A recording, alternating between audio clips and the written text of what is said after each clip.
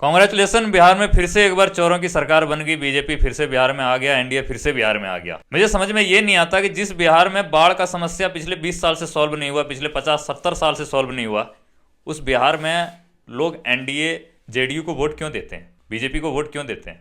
जिस बिहार में पिछले 55 साल से 70 साल से कोई उद्योग फैक्ट्री नहीं आया और 20 साल से एनडीए का गवर्नमेंट है, वहां पे कोई कंपनी नहीं आई है, 55 लाख लोग पलायन करके दूसरे स्टेट में जाके काम करते हैं, वो आज तक बिहार में काम नहीं कर पा रहे हैं, वो लोग बीजेपी को वोट क्यों देगा।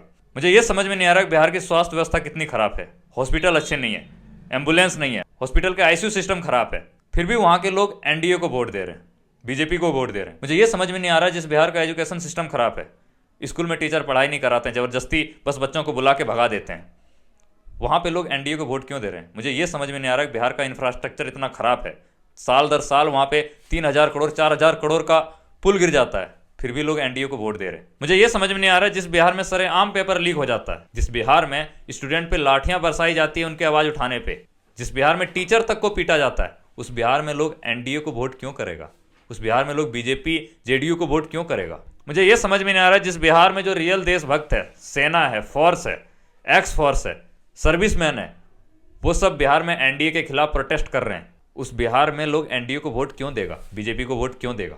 एक सर्विसमैन को कुछ भी नहीं दिया नीतीश कुमार ने, कौन दे।